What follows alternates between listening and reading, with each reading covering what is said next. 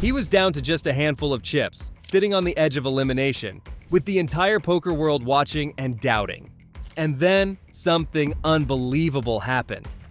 In this video, we're diving into Brian Rast's mind-blowing comeback, a moment so unreal that even poker legends were left speechless. How do you go from almost busting to winning $7.5 million? Let's find out. Let's start from the beginning. Brian Rast was born on November 8, 1981. He grew up to become one of the smartest minds in poker. Today, he lives in Las Vegas, Nevada, the city of lights, luck, and high-stakes games. In the online poker world, Brian wasn't just any player. He went by the name Czarist on both Full Tilt Poker and PokerStars. That name became well known in poker circles. My name is Brian Rast. I'm a poker player living in Las Vegas, Nevada. And in the 2011 World Series of Poker, I won 2 bracelets. But here's the thing. Brian didn't play tons of tournaments online. He was mainly a cash game player.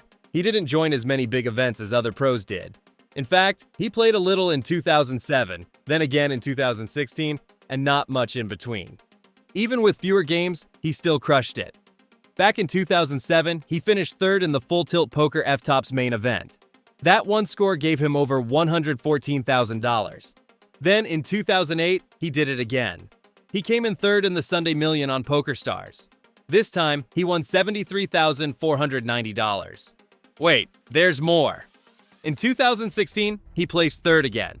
It was a $2,100 scoop tournament, and he won $155,600. That's right. Even when he played less, he still made big money. He also helped others learn. Brian made training videos for new players. He worked with sites like PokerVT and Run It Once. So he wasn't just winning, he was teaching too. But not everything was perfect. Let's be real. Before 2010, Brian had some struggles. He partied too much. He lost money playing online. Life wasn't always smooth. Still, he didn't give up. Even during the rough patches, he kept competing. In 2012, he finished 6th in the big one for one drop. That was one of the richest poker events in history. But no one knew what the future had in store for him. A victory so epic, no one saw it coming. Yet every poker fan secretly hoped for it.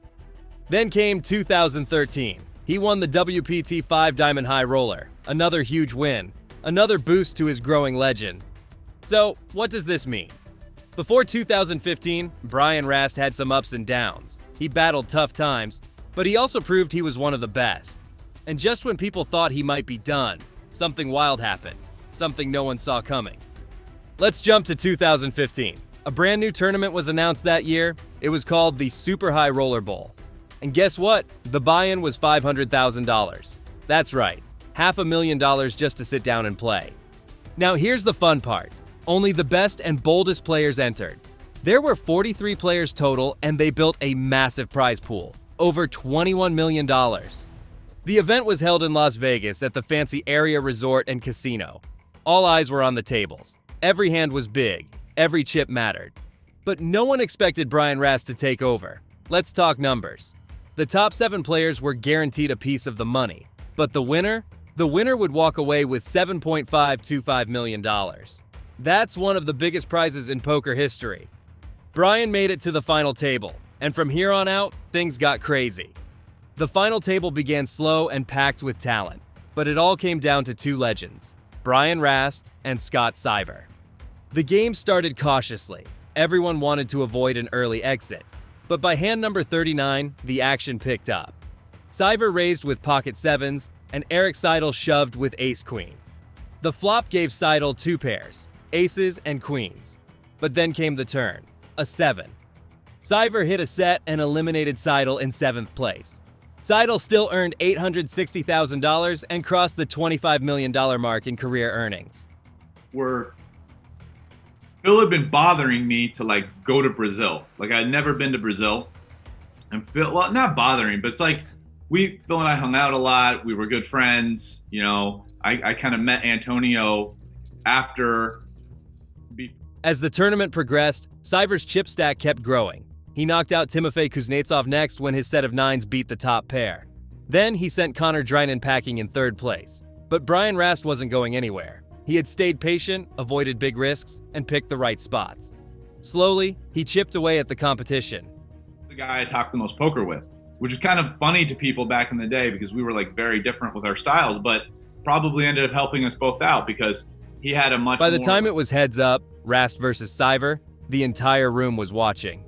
Two elite professionals were playing for the $7.5 million prize, a championship ring, and a place in poker history. Cyver held the chip lead. Rast had the momentum. That lead didn't last long. The turning point came in hand number 173. Cyver raised to $380,000 with pocket fives. Rast, holding ace-9 of spades, responded with a re-raise. Cyver shoved all in. Rast took a moment, considered the situation, and then called. It was a classic coin flip, a small pocket pair versus two overcards. Scott Seiver has nearly a 3-1 chip deficit now.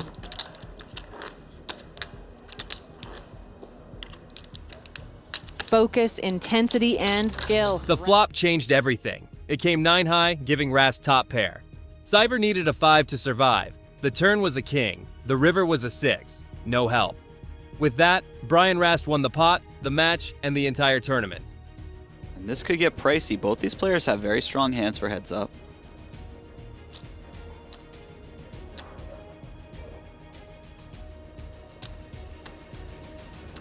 Brian makes it more expensive.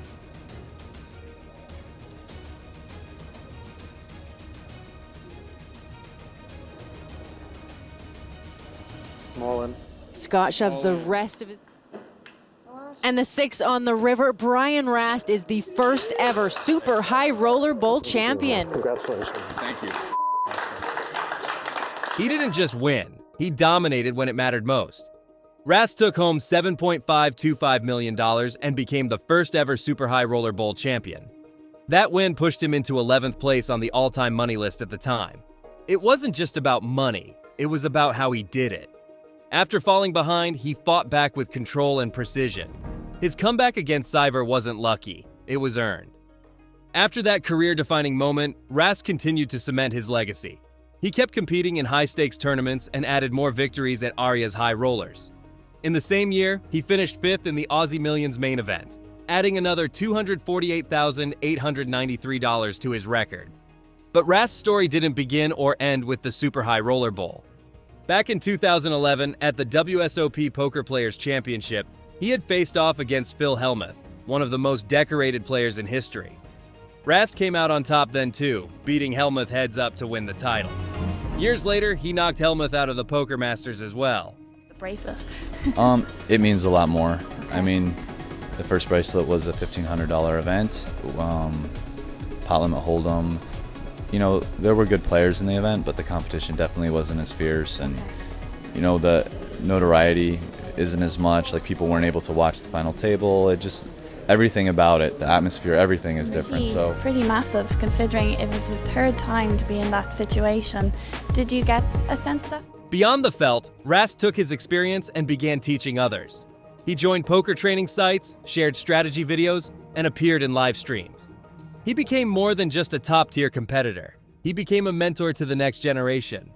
By the time the dust settled, Brian Rast had earned over $20 million in live tournament winnings. He was ranked number 1, won in California, and had secured a spot in the top 10 globally.